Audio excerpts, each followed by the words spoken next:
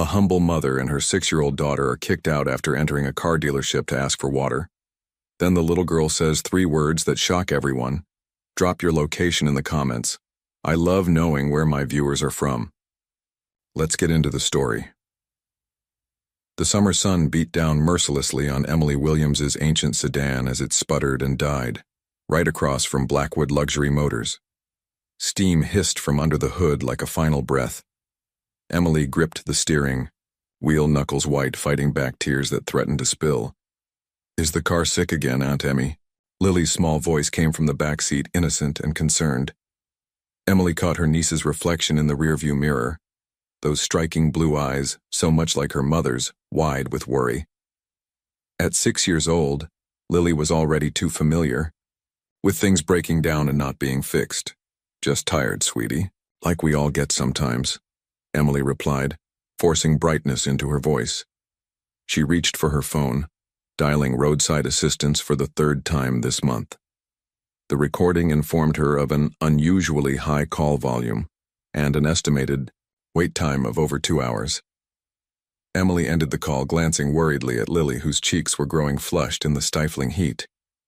The eviction notice was still crumpled in her purse.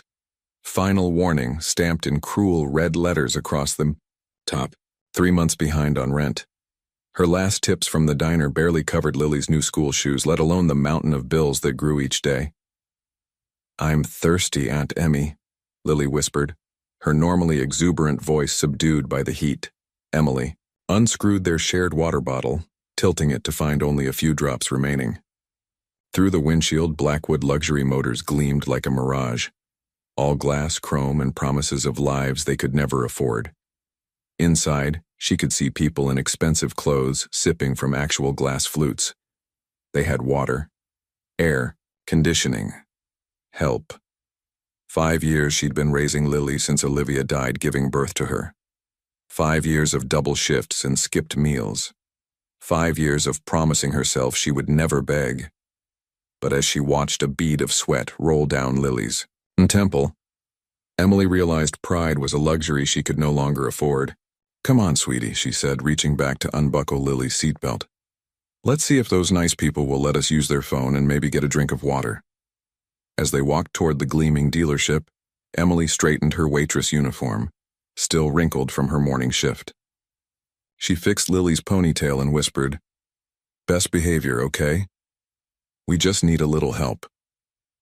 They approached the grand entrance, Emily's heart pounding against her ribs.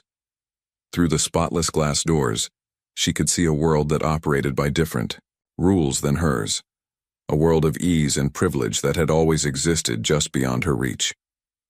With one last deep breath, Emily pushed open the door, feeling the blessed rush of cool air against her skin. She stepped into Blackwood Luxury Motors, not knowing that this desperate act would change their lives forever. The afternoon VIP event at Blackwood Luxury Motors was proceeding perfectly. Connor Blackwood surveyed the showroom with quiet satisfaction, as potential investors admired the latest European imports. At 34, Connor had transformed his father's struggling dealership into Boston's premier luxury automotive empire. Today's event was crucial. These connections would secure the upcoming IPO that would cement his legacy. "Mr. Blackwood, the representative from Shanghai is impressed with the projection figures," his assistant murmured, handing him a fresh champagne flute. Connor nodded, adjusting his custom-tailored suit jacket. Success was in the details, the precisely dimmed lighting, the strategic placement of the most exclusive models, the caliber of champagne being served. The glass doors swished open, disrupting the carefully orchestrated atmosphere. Connor turned, irritation flashing across his handsome features as he spotted a disheveled young woman in what appeared to be a waitress uniform, clutching the hand of a small child. "Marcus," Connor signaled discreetly to his head of security. "We have uninvited guests." Before Marcus could intervene, the woman approached one of the refreshment servers. "Excuse me," Emily said, her voice steady despite her racing heart. "Our car broke down across the street. Could we please have a glass of water? It's so hot outside," and my niece, Connor, stepped forward. "I'm afraid we're hosting a private event. My staff can call you a taxi, but you'll need to wait outside." Emily felt Lily press against her leg. Please, just some water. We've been waiting for roadside assistance and it's over 90 degrees. Marcus will escort you out, Connor stated firmly, gesturing toward the door. As the security guard approached, Lily stepped away from Emily's protective grasp. Her bright, blue eyes fixed on Connor's face with an intensity that momentarily unnerved him. "You look like my daddy," she announced clearly, her voice carrying across the suddenly silent showroom. Connor froze, staring at the child. Something about those striking blue eyes triggered a distant memory, eyes he'd seen before, years ago. The same unusual shade of sapphire blue that stared back at him from his own mirror each morning. "Lily, honey," Emily whispered, pulling her niece back. "I'm sorry," she said to Connor, embarrassment flooding her cheeks. She's never even seen a picture of her father. The heat must be getting to her. But Connor wasn't listening.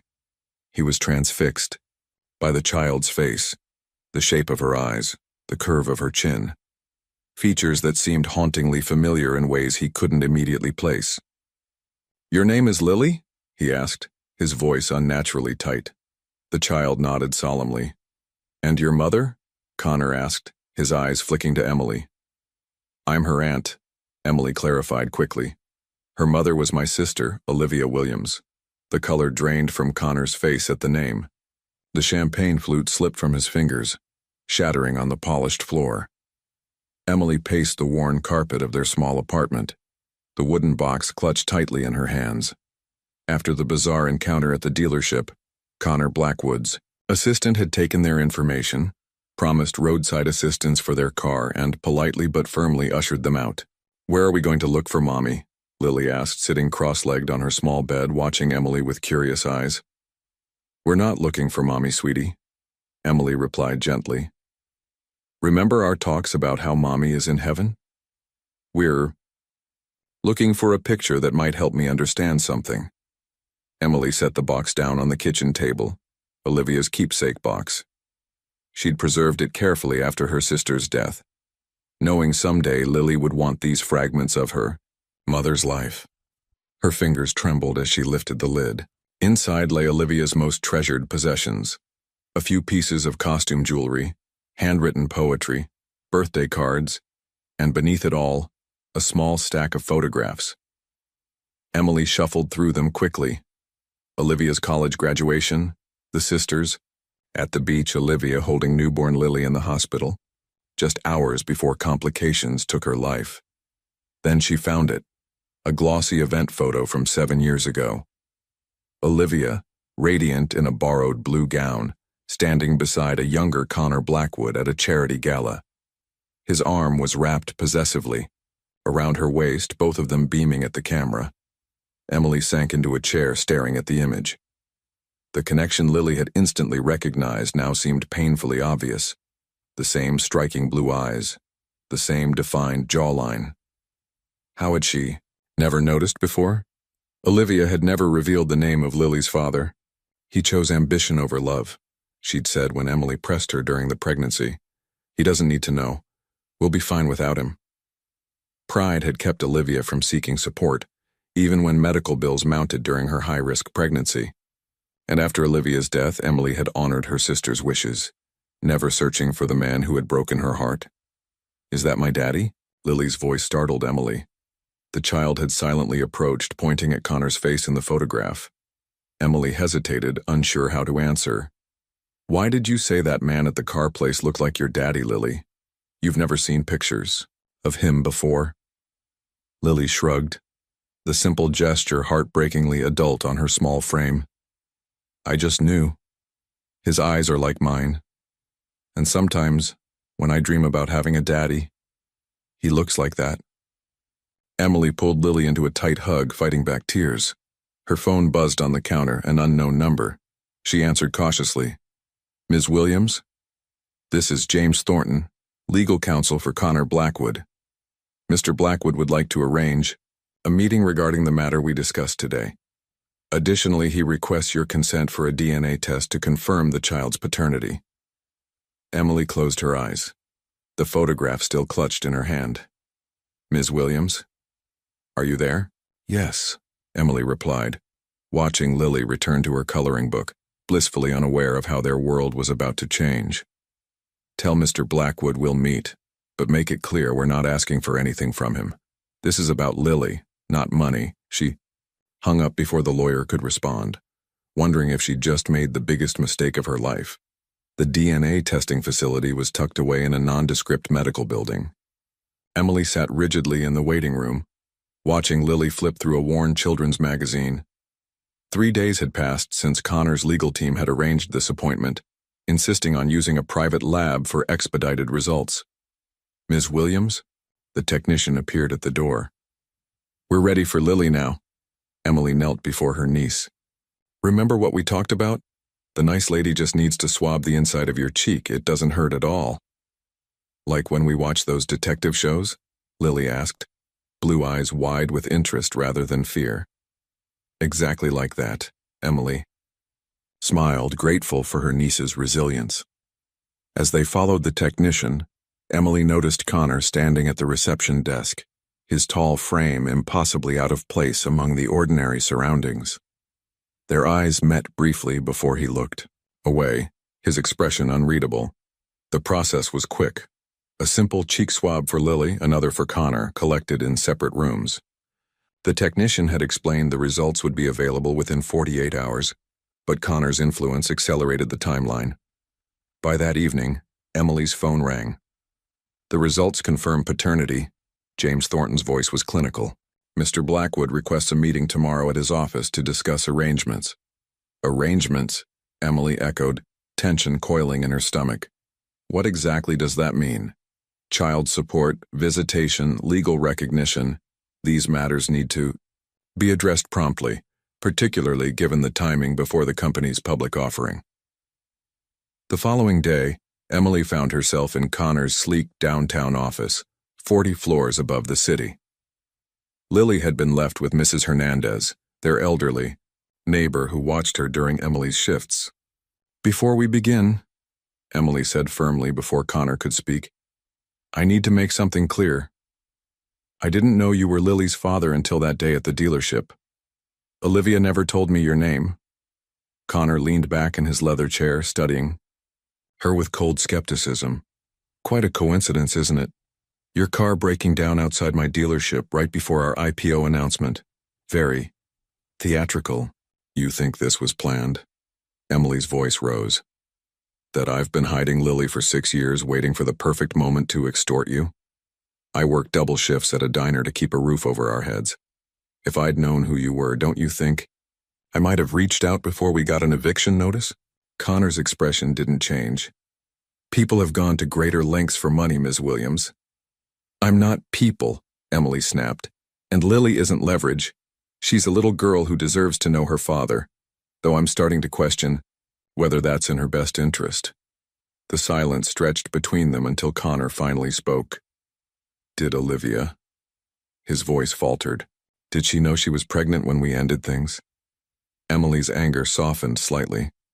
Yes, but she said you'd made your priorities clear. Your career came first.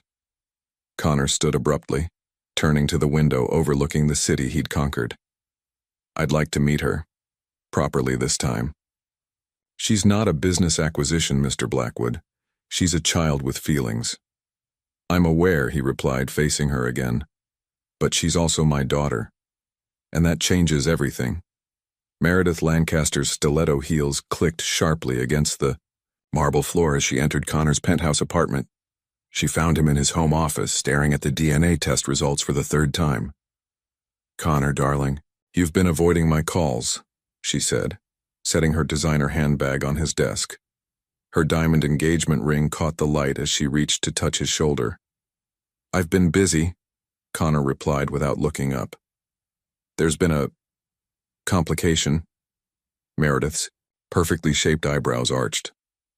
The child? Your assistant mentioned something about a paternity test. Her voice remained steady, but a slight tightening around her eyes betrayed her displeasure.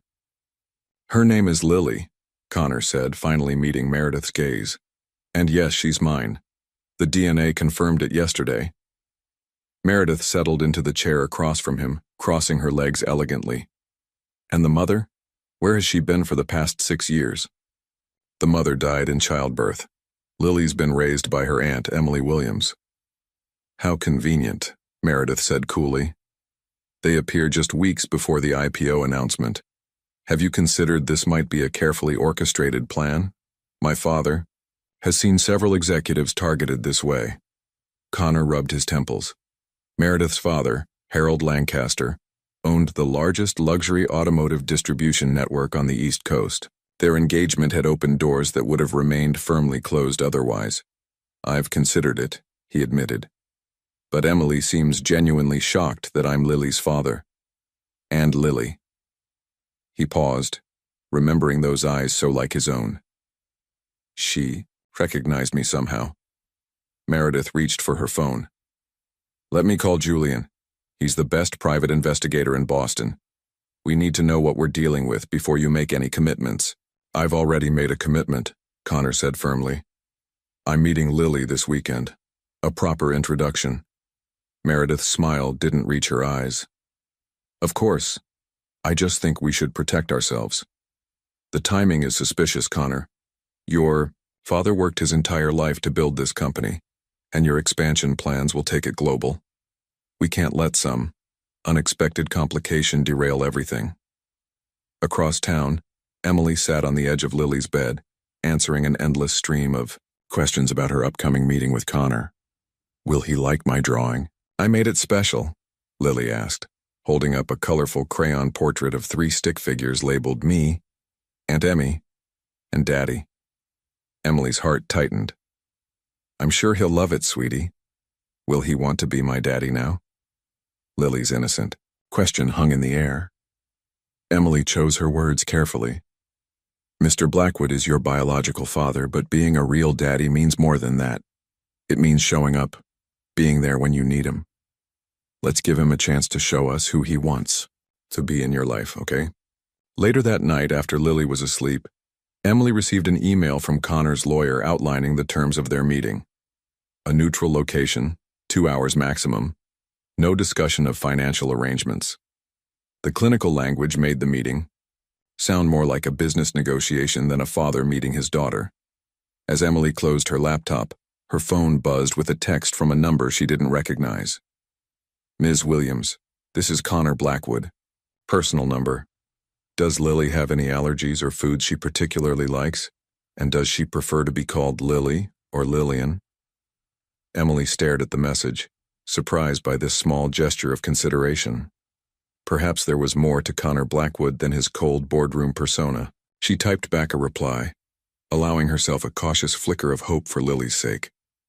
Saturday morning dawned clear and bright, perfect for a playground meeting. Emily helped Lily into her favorite yellow sundress, trying to keep her own anxiety from showing as she brushed the child's hair. Will you stay with me when I meet my daddy? Lily asked, clutching her drawing tightly. Of course, Emily assured her. I'll be right there the whole time. They arrived at the small neighborhood park 15 minutes early. Emily deliberately chose a bench with clear sightlines to the playground equipment, watching Lily swing her legs as they waited. At precisely 10 o'clock, a sleek black car pulled up. Connor emerged, dressed more casually than Emily had seen him before. Dark jeans and a light blue button-down shirt that somehow matched his eyes exactly. As he approached, Emily noticed he carried a small gift bag. Good morning, he said formally, his gaze immediately finding Lily, who stared back with unabashed curiosity. Lily, Emily said gently, this is Mr. Blackwood. He's your biological father. You can call me Connor, he said, crouching down to Lily's level. It's very nice to meet you, Lily. Lily studied him intently before extending her drawing. I made this for you, see? It's all of us.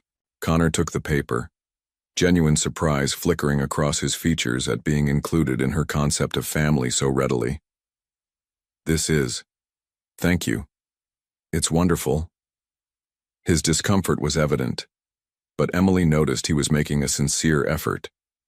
I brought something for you too, he said, offering Lily the gift bag. Inside was a small stuffed elephant. I heard from your aunt that you like elephants, Connor explained.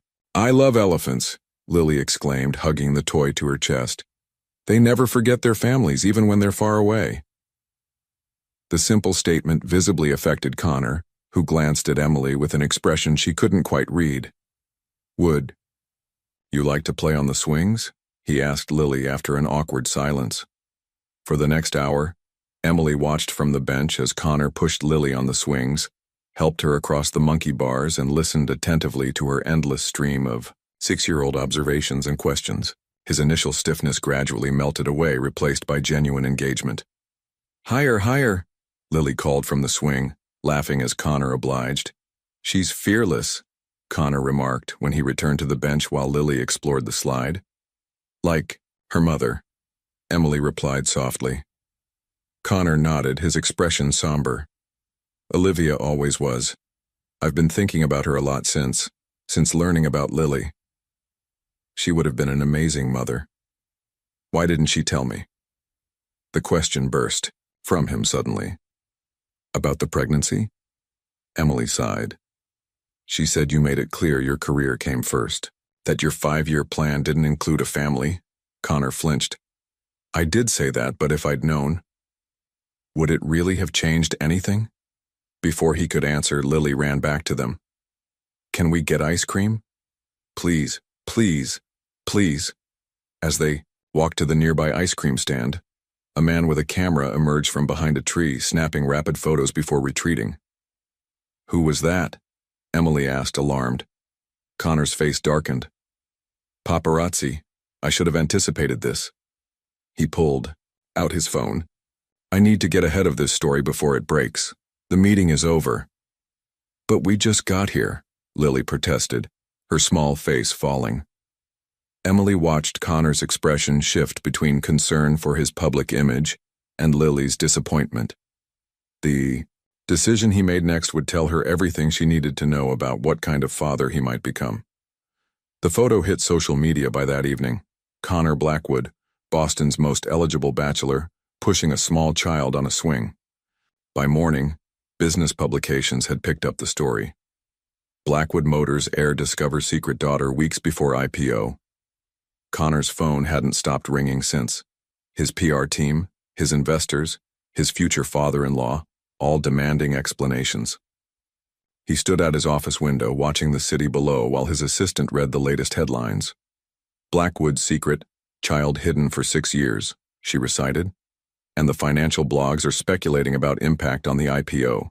Mr. Lancaster has called 3 times this morning. Tell Harold I'll call him back. Connor replied, his thoughts drifting to Lily's disappointed face when he'd abruptly ended their outing. Despite the crisis, that memory bothered him most. Across town, Emily hurried Lily toward the school entrance, trying to shield her from the reporter who'd been waiting outside their apartment building. Ms. Williams, is it true you've been hiding? Connor Blackwood's daughter? Are you seeking a settlement? No comment, Emily said firmly, hurrying Lily along. Why now, Ms. Williams? Why reveal Lily's paternity right before the Blackwood Motors IPO? Emily stopped, anger flaring. We didn't reveal anything. We asked for a glass of water because our car broke down. That's it. Now please. She's just a child trying to get to school. The day didn't improve. Emily's phone rang constantly with unknown numbers. Her manager at the diner asked her to take some time off until this blows over. By afternoon, she received a call from Lily's school. Ms. Williams, there's been an incident. Some children were teasing Lily about being on the news. She's quite upset. When Emily arrived, she found Lily curled in a chair in the principal's office, tear tracks on her flushed cheeks. Tommy said, I'm only pretending he's my daddy for money, Lily whispered as Emily gathered her close. But I didn't even know he was my daddy until now. That evening, as Emily helped Lily with homework, her phone rang again. Connor's number. Have you seen the news? He asked without preamble. It's been hard to avoid, Emily replied, her voice tight. Lily was bullied at school today because of it. There was a long pause. I'm sorry, Connor finally said, genuine regret in his voice. My PR team is working to control the narrative, but it's complicated. Complicated? Emily echoed flatly. Is that what we are to you? A complication? That's not what I meant. His voice softened. How is she? confused, hurt, wondering why being your daughter makes people say mean things about her. Another lengthy silence followed. I have a property outside the city, a lake house that's very private. The press doesn't know about it. You both could stay there until this dies down. You want us to hide? I want to protect Lily, Connor replied, surprising Emily with his vehemence. And you. This isn't your fault, but you're both caught in the middle of it. Emily looked at Lily, who was pretending not to listen while coloring at the kitchen table. Let me think about it, she finally said. After hanging up, Emily sat beside Lily. How would you feel about a little vacation, just until people stop being so nosy about our business?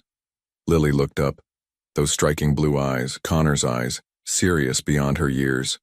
Will my daddy be there too? The question hung in the air, weighted with implications neither of them fully understood. The lake house was nothing like Emily had imagined. Instead of the ostentatious mansion she'd expected, it was a sprawling cedar cabin nestled among pine trees with a wide deck overlooking crystal blue water. As Connor's driver pulled up the winding gravel drive, Lily pressed her face against the window, eyes wide. It looks like a fairy tale house, she whispered. Emily had reluctantly accepted Connor's offer after reporters had started calling Lily's school. The principal's concerned voice had been the final push she needed. Perhaps some time away would be best for everyone, he'd suggested gently. Connor met them on the porch, looking oddly out of place in casual clothes, jeans and a faded Harvard sweatshirt that made him appear younger, more approachable. Welcome, he said, hands shoved awkwardly in his pockets. I had the caretaker stock the kitchen and prepare the guest rooms. Inside, rustic luxury surrounded them. Exposed beams, stone, fireplace and floor-to-ceiling windows framing the lake view. Connor showed Lily to her room, which featured twin beds covered in colorful quilts. I wasn't sure which bed you'd prefer, he explained, his usual corporate confidence faltering. The caretaker's wife put some books on the shelf. And there's a telescope on the deck for stargazing if you'd like to try it later. Lily approached the telescope with reverence. I've never seen real stars. The city lights are too bright at home. I remember the first time my father brought me here. Connor said more to himself than to Lily. I couldn't believe how many stars there were. Emily watched this exchange from the doorway, struck by this glimpse of Connor's childhood. She'd imagined him born into privilege, but the way he spoke about the stars suggested a man who remembered what it was like to discover wonder. That evening, after a surprisingly relaxed dinner that Connor had arranged from a local restaurant, Lily convinced them both to make s'mores at the fire pit near the shore.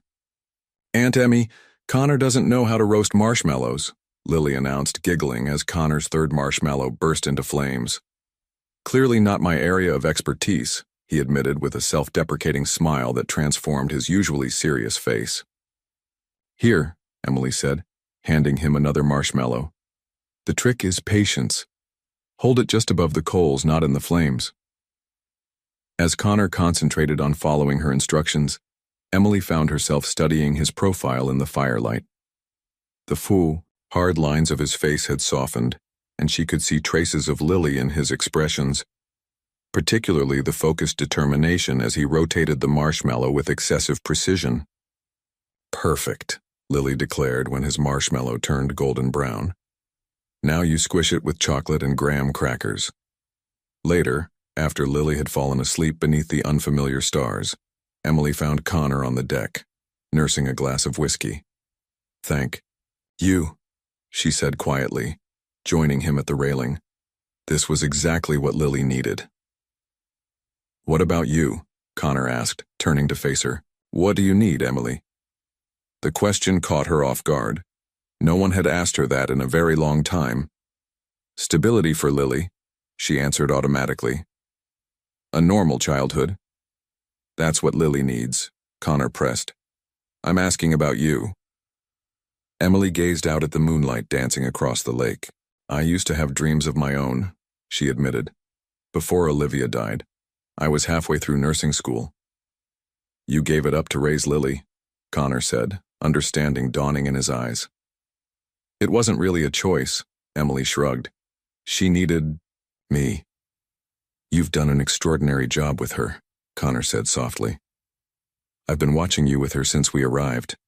The way you anticipated her fears about a new place. How you help her express her feelings. I've had teams of executives who weren't as well managed. Emily laughed despite herself. Lily's easier than most executives, I imagine. More reasonable demands.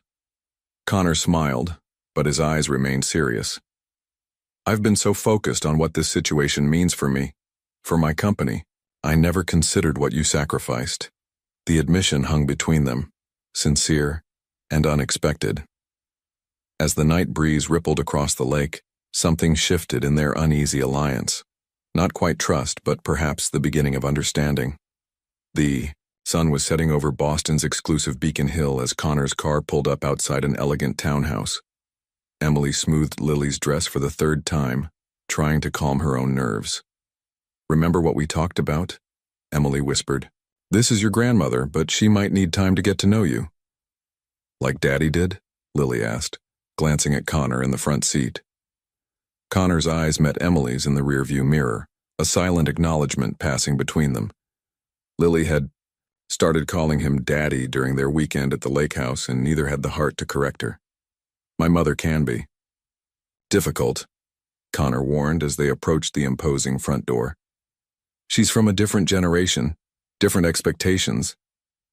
Eleanor Blackwood stood waiting in the foyer, tall and regal in a tailored navy suit, her silver hair swept into an immaculate chignon. Her sharp eyes, the same striking blue as Connor's and Lily's, assessed them instantly. So, she said coolly, this is the child. Mother, Connor's voice carried a warning. This is Lily, my daughter, and her aunt, Emily Williams. Eleanor's gaze lingered on Emily's modest dress before returning to Lily. Come into the parlor. We shouldn't discuss family matters in the entryway. The parlor was filled with antiques that Emily was afraid to touch. Lily perched on the edge of a brocade sofa, her small legs dangling. I understand you've been raising the child alone, Eleanor addressed Emily, her tone making it sound like an accusation. Lily, Emily corrected gently. And yes, since my sister passed away. How convenient that you've discovered her paternity now, just as Connor's company is about to go public. Connor set down his drink with a sharp click. That's enough, Mother. We've already established that Emily didn't know I was Lily's father. The DNA test confirmed Lily is a Blackwood. DNA isn't everything, Eleanor replied. The Blackwood name represents 5 generations of Mrs. Blackwood, Lily interrupted, her small voice cutting through the tension. Are those your ballet pictures? Eleanor followed Lily's gaze to a collection of framed photographs on the sideboard. Yes. How did you know they were ballet? The special shoes, Lily replied earnestly. I take ballet lessons at the community center. My teacher says I have good turnout. For the first time, Eleanor looked directly at Lily, really seeing her. I danced with the Boston Ballet for 3 seasons before I married Connor's father. Can you still do a plie? Lily asked, eyes wide with interest. To Emily's astonishment, Eleanor set aside her teacup and rose. A dancer never forgets, she said, demonstrating a perfect plie despite her age. Your turn. Lily slid off the sofa and mimicked the movement, her form surprisingly good for a 6-year-old. Not bad, Eleanor assessed, her tone softening slightly. You have the Blackwood posture. Connor could never manage a decent plie, too impatient. I was 8, Mother, Connor interjected, but there was warmth beneath his exasperation. As Lily continued to charm Eleanor with questions about ballet, Emily noticed Connor watching them with an unreadable expression. When Eleanor excused herself to retrieve a photo album, he leaned closer to Emily. I've never seen her warm to anyone this quickly, he murmured. Not even Meredith after 3 years. The mention of his fiancée sent a strange pang through Emily. How is Meredith handling all this? Connor's expression darkened. She's adjusting. When Eleanor returned, she carried not only the photo album but also a small velvet box. Lily, come here, she commanded, but her voice had lost its earlier frost. Inside the box lay a delicate gold locket on a fine chain. This has belonged to the firstborn daughter of each Blackwood generation since 1897, Eleanor explained, removing it from the box. My mother gave it to me, and I had always assumed I would give it to Connor's daughter someday. She fastened the chain around Lily's neck with surprising gentleness. It appears that day has come, though not as I imagined. As they left the townhouse that evening, Emily noticed Connor watching Lily touch the locket with reverent fingers. Something had shifted tonight. A bridge formed across years of absence and misunderstanding. Your mother is quite something, Emily said as they drove back to the lake house. She is, Connor agreed. But for the record, she told me something while you were helping Lily in the bathroom. He paused, his fingers tightening on the steering wheel. She said, "Don't make the same mistake your father and I did, Connor. Some things matter more than empires." The annual Children's Hospital Charity Gala glittered with Boston's elite. Connor adjusted his bow tie nervously, scanning the ballroom. This was his first public appearance with both Emily and Lily since the news had broken about his newfound daughter. "Stop fidgeting," Meredith whispered, her diamond earrings catching the light as she leaned close. "Everyone is watching." She was resplendent in a designer gown, her practiced smile never faltering as she greeted board members and investors. But Connor had noticed the coldness behind her eyes whenever Lily was mentioned. Across the room, Emily stood awkwardly in a simple black dress, the nicest she owned, but clearly not designed for such an event.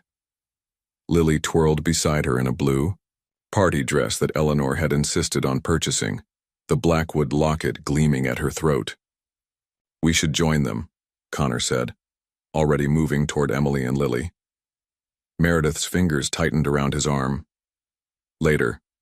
The Harrington Group is here, and they're considering a major investment in the IPO." Her smile remained fixed. "Family, time can wait 20 minutes. Connor hesitated, torn between business obligations and the pull he felt toward his daughter. Emily caught his eye across the room, giving him a small nod of understanding. She'd become surprisingly adept at reading his expressions over the past weeks.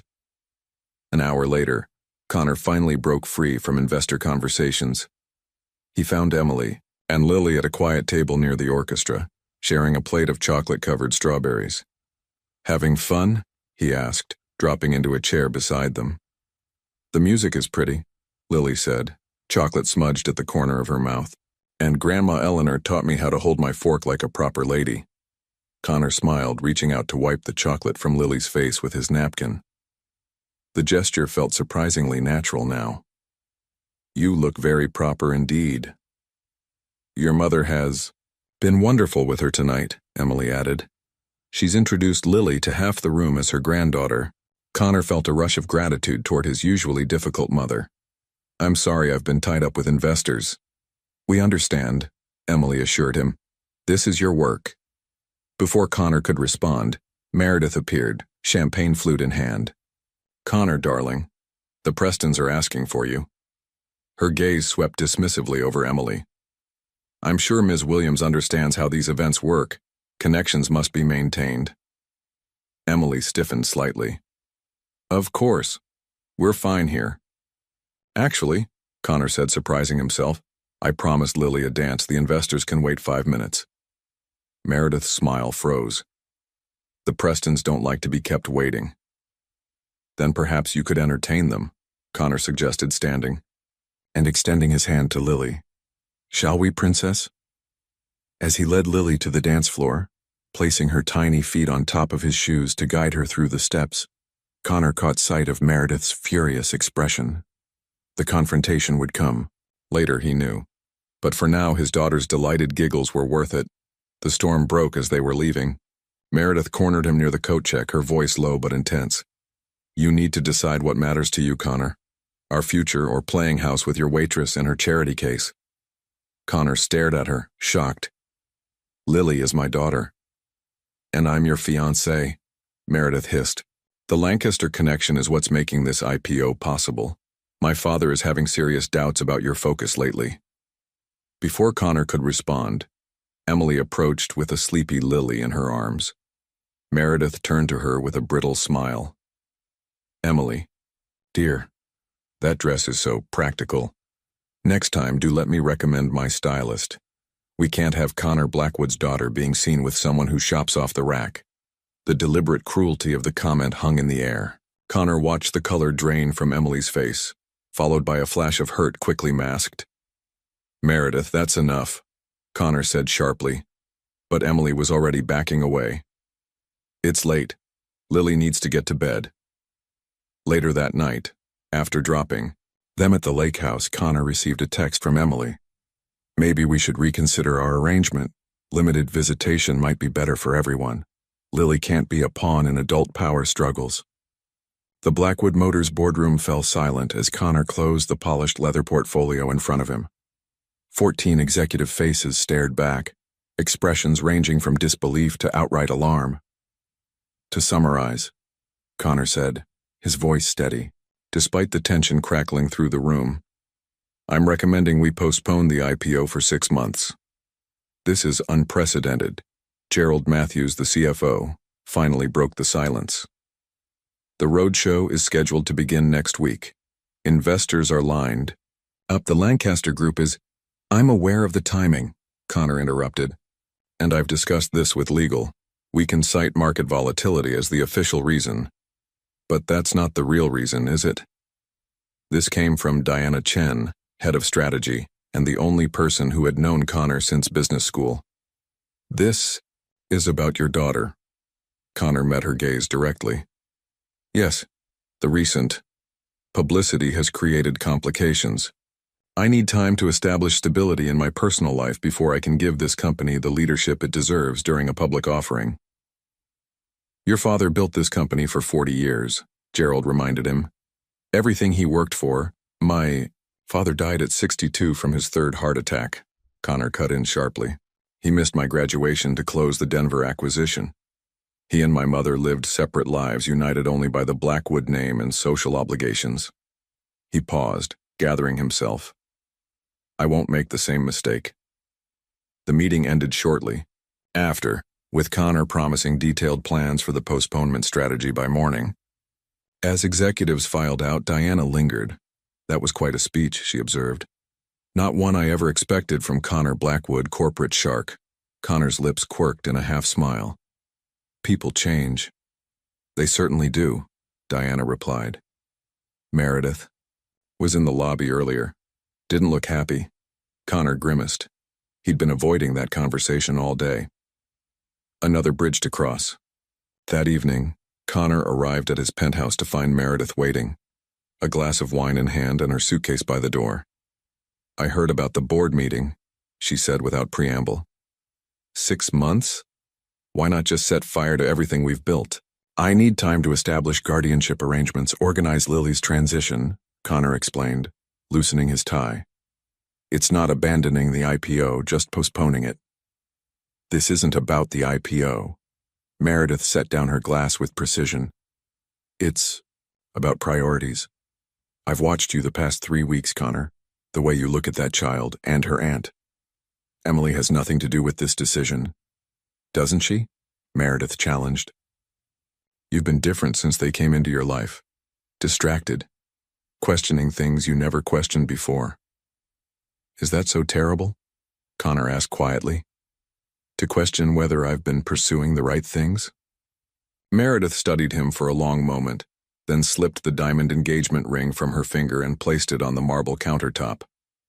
My father was right. Your focus has shifted. She picked up her suitcase. I won't be part of a merger that's no longer advantageous to either party. After she left, Connor stood at his window, watching the city lights flicker on as dusk settled over Boston. The relief he felt should have troubled him more. Instead, he reached for his phone and dialed Emily's number. When there was no answer, he decided to drive to the lake house. They needed to talk face-to-face about her text message. Limited visitation wasn't an option. Not anymore. He arrived, to find the lake house dark except for a single lamp in the living room. Inside, Emily was folding clothes into a suitcase, her movements quick and efficient. What are you doing? Connor asked from the doorway. Emily startled, then composed herself. I got a job offer in Portland, school nurse position. It comes with housing on campus. Portland, Connor repeated. That's across the country. It's a fresh start, Emily said, not meeting his eyes. After what happened at the gala, it's clear this situation isn't sustainable. I ended things with Meredith, Connor said, the words tumbling out, and I postponed the IPO. Emily finally looked up, her surprise evident. Why would you do that? Because some things matter more than empires, Connor replied, echoing his mother's words. Lily matters, and so do you. Emily shook her head. Connor, you don't have to. I'm not doing this out of obligation, he interrupted, crossing the room to stand before her. I'm doing it because for the first time in my life I'm seeing things clearly. My father built a business but lost his family in the process. I won't make that choice. He reached for her hand, surprised when she didn't pull away. Don't take Lily to Portland. Stay. We can figure this out together. The press conference room at Blackwood Motors headquarters buzzed with anticipation. Journalists from business and tabloid publications alike crowded the seats, cameras flashing as Connor approached the podium. Emily watched nervously from the side of the stage, Lily's small hand clutched in hers. Connor adjusted the microphone, his expression calm despite the stakes. Thank you all for coming on such short notice. I've called this press conference to address the speculation surrounding my personal life and its impact on Blackwood Motors. The room fell silent as Connor continued, his voice gaining strength with each word. 6 weeks ago, I learned I have a daughter. Her name is Lily, and she is 6 years old. He paused, his gaze finding Lily in the wings. I was unaware of her existence until recently, through no fault of her mother's sister, Emily Williams, who has raised her with extraordinary love and dedication since birth. Cameras clicked furiously as Connor gestured toward them. Lily, Emily, would you join me? Emily hesitated, then guided Lily onto the stage. The little girl approached the microphone with surprising confidence, her blue eyes, so like Connor's, wide, as she surveyed the crowd. This is my daddy, Lily announced simply, taking Connor's hand. A ripple of laughter broke the tension. Connor smiled down at her before addressing the press again. I'm announcing today the formation of the Olivia Williams Foundation, named for Lily's mother, my former partner who passed away during childbirth. The foundation will provide support for single parents and children who have lost a parent. He looked directly at the cameras. I'm also confirming that Blackwood Motors' planned IPO will proceed, though on a revised timeline. This company remains committed to growth, but not at the expense of the values that matter most: family, integrity, and responsibility. The press conference concluded with a barrage of questions, most of which Connor's PR team fielded expertly. As they exited through a private door, Connor exhaled deeply. You were amazing, Emily said, genuine admiration in her voice. Both with the press and with Lily. I had good teachers, Connor replied, his eyes warm as they met hers. Speaking of which, have you considered my offer? The foundation needs a director, someone who understands firsthand what these families need. I'm still thinking about it, Emily said, though her tone had softened considerably from her initial resistance to the idea. 2 days later, Eleanor Blackwood hosted a small gathering at her Beacon Hill home, an official introduction to society for Lily. The guest list included only Connor's closest friends and most trusted business associates. Remember, chin up, shoulders back, Eleanor instructed Lily as they prepared to greet the guests. You're a Blackwood, but also a Williams, Emily reminded gently. Just be yourself, sweetheart. To everyone's delight, Lily charmed the room with her unaffected honesty and bright observations. Even Gerald Matthews, the skeptical CFO, was won over when Lily asked earnest questions about his model ship collection. From across the room, Connor watched Emily, struck by how naturally she navigated his world, despite her initial discomfort. When Diana Chen cornered her with probing questions about the foundation, Emily responded with a passion and intelligence that clearly impressed his old friend. Later, as the party wound down, Connor joined Emily on the terrace. "You belong here," he said quietly. "With us. With me." Emily gazed out at the garden, the fairy lights reflecting in her eyes. "I never imagined this life for us. Sometimes I wonder if Olivia somehow orchestrated this from wherever she is, making sure Lily would know her father after all." Connor's hand found hers in the darkness. "I think she'd be proud of what we're building, not just for Lily but for others who need the support she never asked for." Inside, Lily's laughter rang out as Eleanor demonstrated a perfect ballet position to an admiring audience. The sound bridged the remaining distance between them, a promise of something neither had dared hope for just months before. 3 months after the press conference, Connor stood in the freshly painted doorway of what had once been his minimalist home office. The space had transformed into a riot of color, lavender walls adorned with framed butterfly drawings, a canopy bed with twinkling fairy lights, and bookshelves filled with everything from picture books to beginning chapter books. "Do you think she'll like it?" he asked, genuinely uncertain. Emily smiled beside him. "She'll love it, though she might rearrange all the stuffed animals within 5 minutes." The transformation of the penthouse mirrored the changes in Connor. Himself, sharp edges softened, emptiness filled with purpose and warmth. The Olivia Williams Foundation had launched successfully, with Emily as its passionate director. Her nursing background and personal experience made her the perfect advocate for families in need. Their new routine had formed naturally. Lily stayed, with Connor on weekends and one weeknight, while Emily lived in a comfortable apartment Connor had found just a few blocks away. Close enough for convenience, but maintaining the separate spaces they both agreed were important during this transition. "Daddy, Aunt Emmy." Lily's voice echoed through the penthouse as Eleanor escorted her from their weekly grandmother-granddaughter ballet lesson. Lily burst into the room, still in her pink leotard and tutu, stopping short at the sight of her new bedroom. Her eyes widened as she took in every detail, from the custom bookshelf to the window seat overlooking the city. "Is this really all for me?" she whispered. "All for you, Princess," Connor confirmed, his heart swelling as she threw her arms around his legs.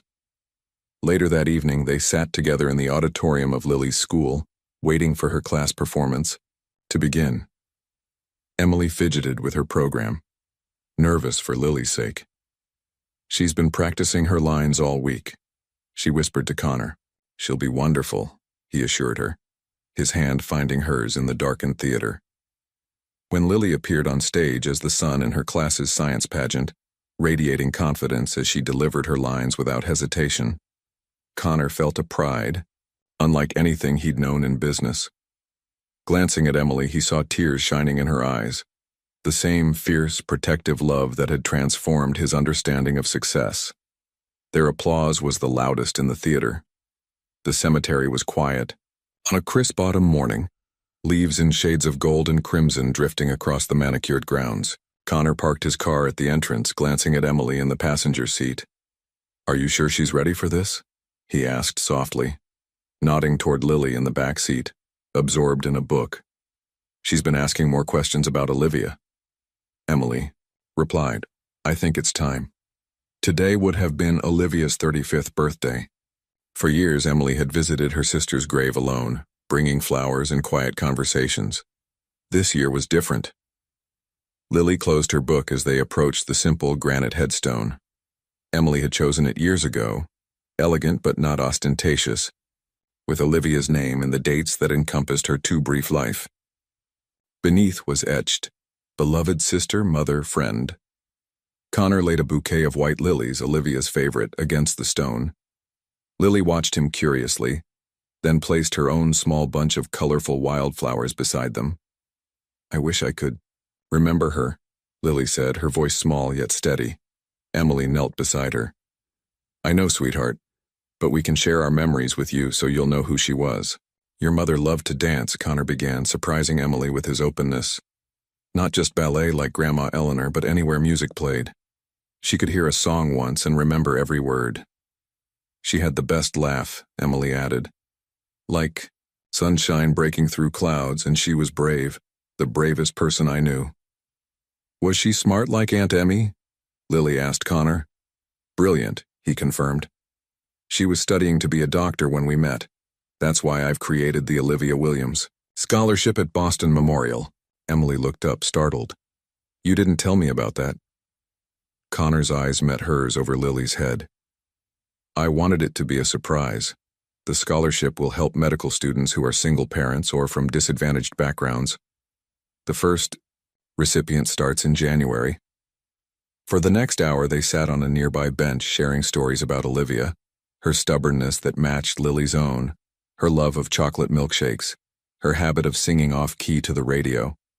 With each memory, Lily's understanding of her birth mother grew clearer, forming a picture of the woman whose features she carried. I think she sent me to find Daddy, Lily declared with childlike certainty. She knew we needed each other. The simple statement brought tears to Emily's eyes. Connor reached across Lily to squeeze Emily's hand. The three of them connected in that moment by love for the woman they had lost and found in different ways. As they prepared to leave, Connor lingered at the headstone. I wish things had been different, he said quietly to Emily. If I'd known about the pregnancy. You can't change the past, Emily replied gently. Olivia made her choices. We all did. But look what came from them. She nodded toward Lily, who was carefully arranging the flowers against the stone.